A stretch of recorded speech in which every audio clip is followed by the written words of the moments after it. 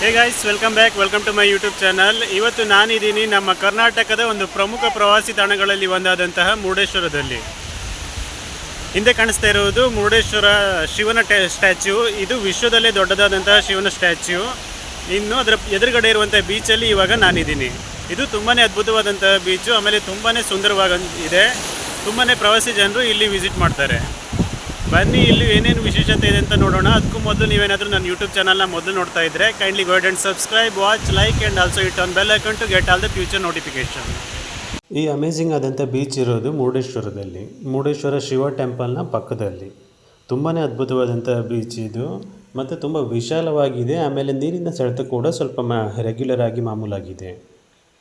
ಮುರುಡೇಶ್ವರಕ್ಕೆ ಬರುವ ಪ್ರವಾಸಿಗರು must and should ಈ ಪ್ಲೇಸನ್ನು ವಿಸಿಟ್ ಮಾಡ್ತಾರೆ. ಯಾಕಂದರೆ ಪಕ್ಕದಲ್ಲಿ ರೈಟ್ ಸೈಡಲ್ಲಿ ಟೆಂಪಲ್ ಇರೋದು, ಪಕ್ಕದಲ್ಲಿ ಈ ಅದ್ಭುತವಾದಂತಹ ಬೀಚ್ ಇರೋದು. ಬೀಚ್ ತುಂಬಾ ಚೆನ್ನಾಗಿದೆ. ಆಮೇಲೆ ಇಲ್ಲಿ ಹಲವಾರು ವಾಟರ್ ಸ್ಪೋರ್ಟ್ಸ್ ಕೂಡ ಇದೆ. ನೀರಿನ ಒಳಭಾಗದಲ್ಲಿ ಕರ್ಕೊಂಡು ಹೋಗೋದು, ಜೆಟ್ ಸ್ಕೀ, ಪ್ಯಾರಾರೈಡಿಂಗ್ ಅಂತ ಮಲ್ಟಿಪಲ್ ವಾಟರ್ ಸ್ಪೋರ್ಟ್ಸ್ ಕೂಡ ಇದೆ. ಇನ್ನು ಸನ್ಸೆಟ್ಟು ಮತ್ತು ಸನ್ರೈಸ್ಗೆ ಇದೊಂದು ಅದ್ಭುತವಾದಂತಹ ವ್ಯೂ ಪಾಯಿಂಟ್ ಇದು. ಕರಾವಳಿಯ ಫೇಮಸ್ ಬೀಚ್ಗಳಾದಂತಹ ಗೋಕರ್ಣ, ಆಮೇಲೆ ಕುಂದಾಪುರ, ಮರವಂತೆ, ಅದೇ ಬೀಚ್ಗಳ ರೀತಿಯಲ್ಲಿ ಮುರುಡೇಶ್ವರದ ಬೀಚ್ ಕೂಡ ಒಂದು ಅದ್ಭುತವಾದಂತಹ ಬೀಚು. ಇನ್ನೊಂದು ಬ್ಯೂಟಿ ಏನಂದರೆ ಇಲ್ಲಿ ನೀರಿನ ಸೆಳೆತ ಕಡಿಮೆ ಇದೆ ಸ್ವಲ್ಪ. ಸೊ ಅದರಿಂದ ನೀವು ನೀರಿನ ಒಳಗಡೆ ಆಲ್ಮೋಸ್ಟ್ ಒಂದು ಚೆಸ್ಟ್ ಲೆವೆಲ್ಗೆ ನೀರು ಒಳಭಾಗದಲ್ಲಿ ಹೋಗ್ಬೋದು. ಎಷ್ಟೋದ್ರೂ ನೀರೇನು ವಾಪಸ್ ಎಳ್ಕೊಂಡು ಹೋಗಲ್ಲ.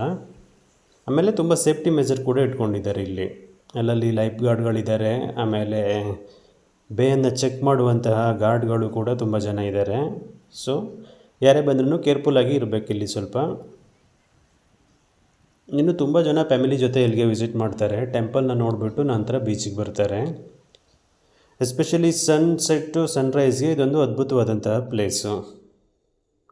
ಇನ್ನು ತುಂಬ ಫಾರಿನರ್ಸ್ ಕೂಡ ಇಲ್ಲಿ ವಿಸಿಟ್ ಮಾಡ್ತಾರೆ. ಒಂದು ಫೇಮಸ್ ಆಗಿರುವಂಥ ಟೆಂಪಲ್ಲು, ಆಮೇಲೆ ಶಿವನ್ ಸ್ಟ್ಯಾಚ್ಯೂ ನೋಡೋದಕ್ಕೆ. ಸೆಕೆಂಡು ಬೀಚ್ನ ಅದ್ಭುತವಾದಂಥ ವ್ಯೂ ಪಾಯಿಂಟ್ನ ಎಂಜಾಯ್ ಮಾಡೋದಕ್ಕೆ. ಇನ್ನು ಇಲ್ಲಿ ಸೇಫ್ಟಿ ಮೆಜರ್ನ ಇರೋ ದೃಷ್ಟಿಯಿಂದ ಈ ಬೀಚ್ ಓಪನ್ ಇರೋದು 6:30 ಟು ಆಲ್ಮೋಸ್ಟ್ 7 o'clock ಇದು ಕ್ಲೋಸ್ ಆಗಿಬಿಡುತ್ತೆ ಈವ್ನಿಂಗು. ಅದರ ನಂತರ ನೀರುಗಿಳಿಯೋಕ್ಕೆ ಬಿಡಲ್ಲ.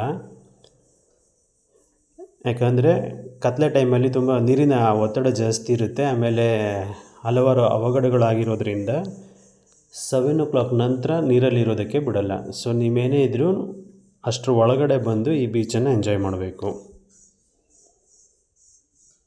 ಇದು ಪ್ರಮುಖವಾದಂತಹ ಅರೇಬಿಯನ್ ಸೀ. ದಕ್ಷಿಣ ಭಾರತದ ಫೇಮಸ್ ಬೀಚ್ಗಳಲ್ಲಿ ಒಂದಾದಂಥ ಇದು ಅರೇಬಿಯನ್ ಸೀಯಿಂದ ಮಾಡಲ್ಪಟ್ಟಂಥ ಒಂದು ಅದ್ಭುತವಾದಂತಹ ಬೀಚ್ ಇದು.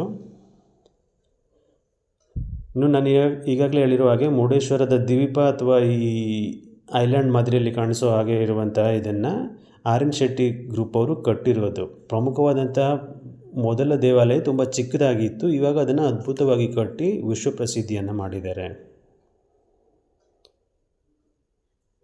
ಇನ್ನು ನೀರಿನಲ್ಲಿ ಹಲವಾರು ಪ್ರಜಾತಿಯ ಜೀವಿಗಳನ್ನು ನೀವು ನೋಡ್ಬೋದು.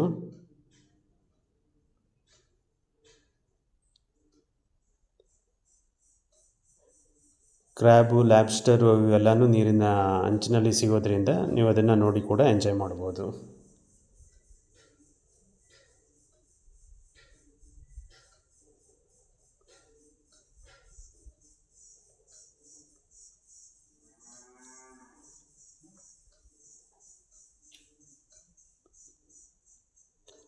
ಇದು ತುಂಬಾ ಚೆನ್ನಾಗಿದೆ. ಫ್ಯಾಮಿಲಿ ಜೊತೆ ಬಂದು ಎಂಜಾಯ್ ಮಾಡೋದಕ್ಕೆ ಒಂದು ಅದ್ಭುತವಾದಂತಹ ಪ್ಲೇಸು.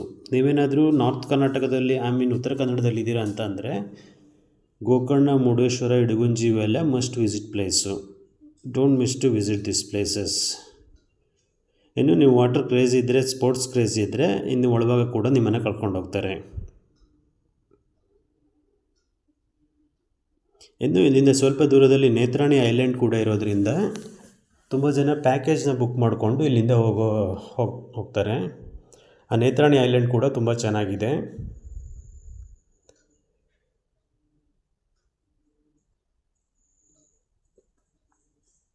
ಇನ್ನು ಇಲ್ಲೂ ಕೂಡ ಯಾವುದೇ ರೀತಿಯಾದಂಥ ಧರ್ಮದ ರೆಸ್ಟ್ರಿಕ್ಷನ್ ಇಲ್ಲ, ಯಾರು ಬೇಕಾದರೂ ವಿಸಿಟ್ ಮಾಡ್ಬೋದು.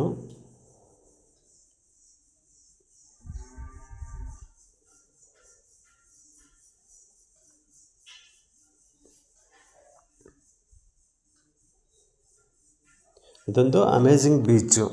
ಸೊ ಯಾರು ನಾರ್ತ್ ಕರ್ನಾಟಕ ವಿಸಿಟ್ ಮಾಡ್ತಾಯಿದ್ದೀರೋ ಈ ಪ್ಲೇಸನ್ನು ಮಸ್ಟ್ ವಿಸಿಟ್ ಮಾಡಿ. ಹೋಪ್ ಈ ವಿಡಿಯೋ ನಿಮಗೆ ಇಷ್ಟ ಆಗಿದೆ ಅಂತ ಅಂದ್ಕೊತೀನಿ. ಇಷ್ಟ ಆದರೆ kindly subscribe my YouTube channel and also hit on bell icon to get all such kind of notification. ಆಮೇಲೆ ನಿಮ್ಮ ಫ್ರೆಂಡ್ಸು ಯಾರ್ಯಾರು ಈ ಪ್ಲೇಸ್ಗೆ ವಿಸಿಟ್ ಮಾಡ್ತಾರೋ ಅವರೆಲ್ಲರಿಗೂ ಈ ವಿಡಿಯೋನ ಶೇರ್ ಮಾಡಿ. ಇದರಲ್ಲಿ ಹಂಚ್ಕೊಂಡಿರೋ ಮಾಹಿತಿ ಅವ್ರಿಗೂ ಯೂಸ್ ಆಗ್ಬೋದು. Hope you guys like. Thank you for watching.